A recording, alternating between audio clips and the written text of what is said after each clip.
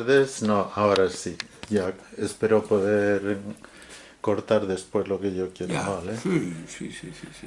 Entonces, José María Rojo, cuéntanos un poco, pues sobre todo de Perú. ¿Cuánto tiempo estuviste o coincidiste, por ejemplo, con Cirilo? Hoy yo he estado en Perú, pues, resumiendo, podríamos decir 38 años. Hubo una primera etapa en la que cuando yo llegué, en 1975, en diciembre, Cirilo estaba por allá ya, habían estado trabajando en Colombia y de Colombia se regresaron a trabajar en Perú y ahí pues lo conocí. Al principio no trabajamos juntos, pero después sí, a él lo trasladaron también al lugar donde yo estaba trabajando y ahí coincidimos hasta que sucedió por lo que él comenta en su libro, el segundo baculazo, cuando los dos tuvimos que salir juntos de Chimbote. ¿De Chimbote? Sí, esto fue en mayo de 1981. ¿Y qué les dijeron? ¿Algo de a dónde fueron a parar luego? Bueno, pues ahí volvimos a separarnos, eh, salimos 6 compañeros juntos de Chimbote y nos parecía que era mucho quedarnos juntos todos. Yo con otro compañero joven, Carlos López, nos fuimos a Juliaca, Puno, en el altiplano, muy cerquita del lago Titicaca, a casi 4.000 metros de altura. Y Cirilo se tomó un tiempo de vacaciones en España y ahí fue que se abrió un proyecto nuevo en Nicaragua, en una de las zonas más complicadas en aquel momento de Nicaragua, porque era el momento en que estaba en la guerra con la Contra y le tocó estar allí. Y ahí nos volvimos a separar y luego de unos pocos años volvió Cirilo para Perú y nos juntamos de nuevo. ¿Y la primera vez más o menos que estabais en la misma parroquia? No, no hemos trabajado juntos nunca en la misma parroquia. Él estaba en una zona rural atendiendo pues unas comunidades en la costa, abajo casi a nivel del mar, y después subía por toda la sierra hasta los 3.000 metros de altura. Era un trabajo rural, en una zona pues bastante empobrecida, y yo estaba en las barriadas de la ciudad de Chimbote, una ciudad industrial que se hizo en muy pocos años, porque en ella estaba la siderurgia y sobre todo pues muchas fábricas de harina de pescado. Fue la época del boom de la anchoveta en Chimbote. 2 años seguidos fue el primer puerto pesquero del mundo. Te contaba cosas, compartíais experiencias, iniciativas, cuando os Por, veíais. por supuesto que sí, nos veíamos frecuente y nos reuníamos, en el peor de los casos, todas las semanas. Y Cirilo no era muy hablador. Es curioso, nadie podría imaginarse que Cirilo escribiera un libro de 900 páginas. No era muy hablador, pero sí muy profundo contando sus experiencias. Y como yo digo aquí en la contraportada del libro, para mí, pues Cirilo es una de las personas más coherentes que yo he visto en mi vida. Consecuente con lo que pensaba y con lo que creía siempre. Coherente, o sea, entre el pensamiento y la acción, me imagino, ¿no? Sí, por supuesto. Cuando digo lo que pensaba y lo que creía, me refiero a sus convicciones y a sus opciones fundamentales, una de ellas la opción por los pobres. Yo a veces he comentado que Cirilo era la encarnación de aquella famosa poesía: con los pobres de la tierra quiero yo mi suerte echar. Y fue hasta el final que rebuscamos su monedero en el bolsillo después de morir y no llegó a 50 euros lo que encontramos. Y después, por otro lado, él era un convencido de que el Dios de la Biblia era el Dios de los pobres y eso nos exigía un compromiso decidido a favor de los pobres, descubriendo en ellos el rostro de Dios. ¿Y después os volvisteis a encontrar en Perú? Sí, después de que estuvo él en Nicaragua, una experiencia relativamente larga, yo creo que sumamente gozosa para él, en el sentido de que se sintió muy realizado trabajando con los campesinos de Nicaragua, descubriendo con ellos también pues esas huellas del Dios de la vida, pues también pusieron como condición que saliera de Nicaragua y él serenamente, yo supongo que le costó horrores, decidió volver al Perú. Y ahí fue que estuvo ya en una especie de semiciudad al lado de Huacho, Gualmay, y de ahí pasó a los barrios marginales de la gran capital Lima, en Canto Grande. Ahí tuvimos pues mucha cercanía ya, yo estaba trabajando en Lima en otros barrios, tuvimos mucha cercanía y de ahí ya pues cuando tuvo que venirse a Madrid y volvimos a coincidir en Madrid. ¿Y notaste si la estancia en Nicaragua le cambió mucho, le dejó mucha huella? Le marcó enormemente porque ahí se sintió él plenamente identificado con las aspiraciones de aquella gente, de aquel pueblo. Era la época de la Nicaragua revolucionaria.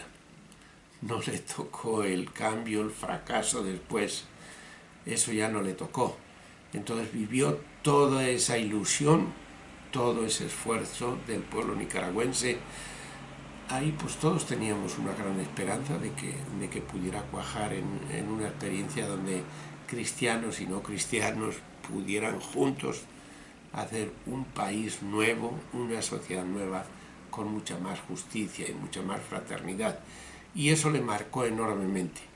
Tanto que le costó volver a entrar en Perú, le costó mucho. Solo su tenacidad hizo que él pudiera pues volver a insertarse de lleno y sobre todo el estar en esas barriadas muy duras, muy pobres de Lima, en el mayor distrito del país, Canto Grande, y por desgracia le volvió a tocar la violencia. Fue la época de Sendero Luminoso y la vivió ahí en esos barrios.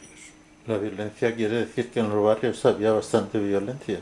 Había presencia de Sendero Luminoso y por lo tanto presencia de las fuerzas del orden tratando de erradicarlo y pues ahí obviamente quien salía perdiendo siempre era el pueblo y los que con él estaban, en concreto también nuestros compañeros. Le tocó sufrir las consecuencias de ese enfrentamiento brutal.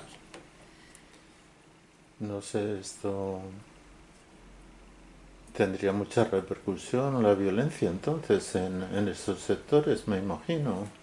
A Bueno, nivel organizativo. sí, entre Sendero Luminoso que no aceptaba nada más que su propuesta, ninguna otra propuesta era válida.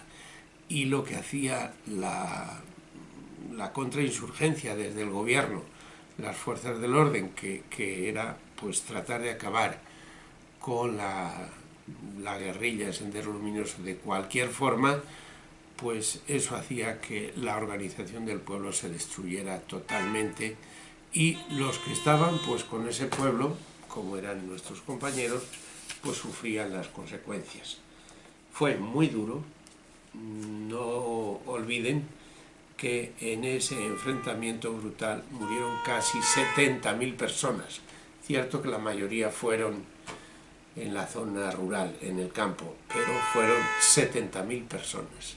70.000 a nivel de En Perú 20 o en años, aquella zona, En Perú, en 20 años. en 20 años.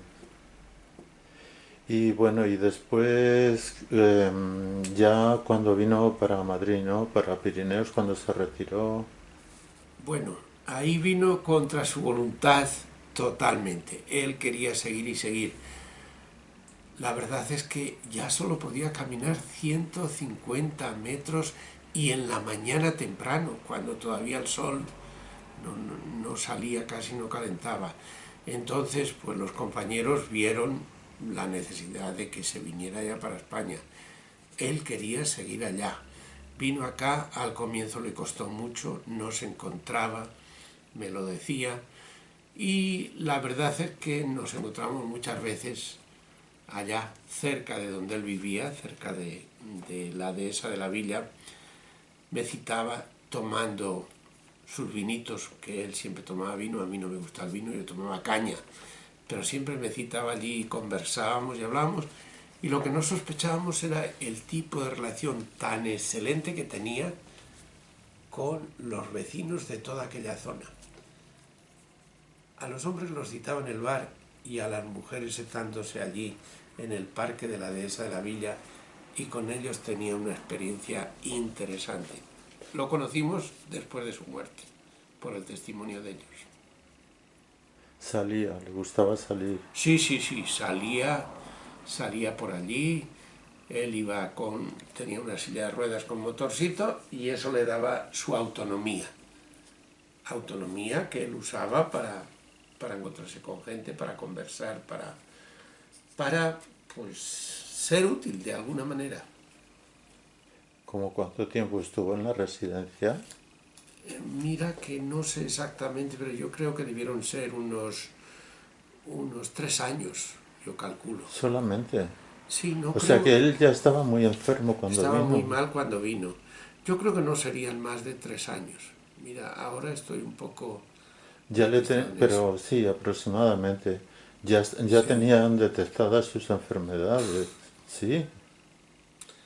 De sus enfermedades no quiero hablar.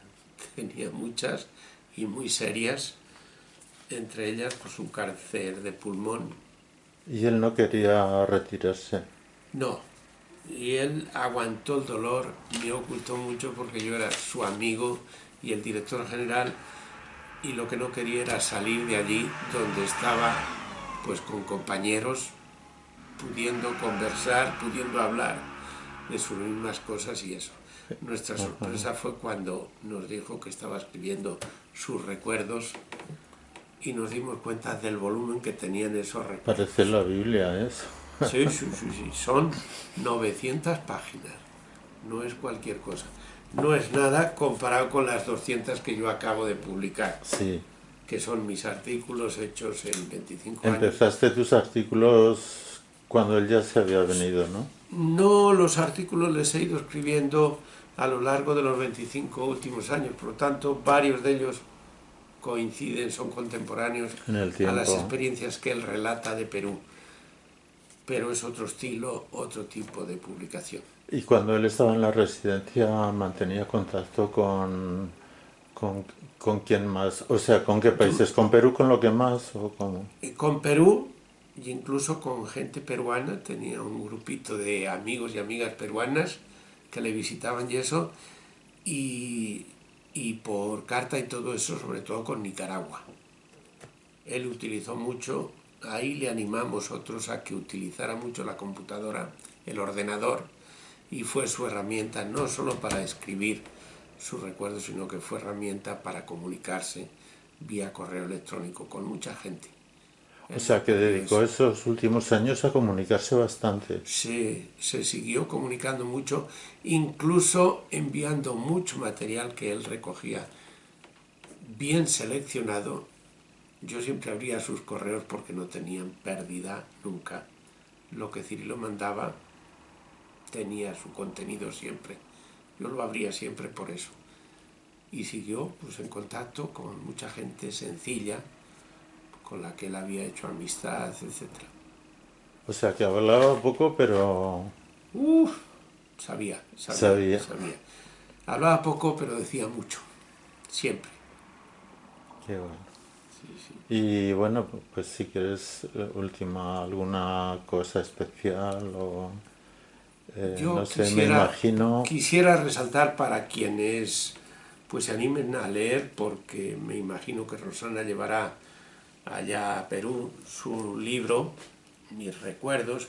Quienes se animen a leer piensen que en él está condensada toda una vida, desde su infancia hasta el final del todo, y que recoge toda esa experiencia que él hizo, de ese doble compromiso con Dios y con los pobres y con Dios, y que ahí pues relatando lo más corriente, lo más común que le sucedía, pues va desgranando esa experiencia de seguimiento que él hizo. Para mí, con una coherencia única, hasta el final. Bueno, pues yo creo que vamos a dejarlo porque Ya. seguiríamos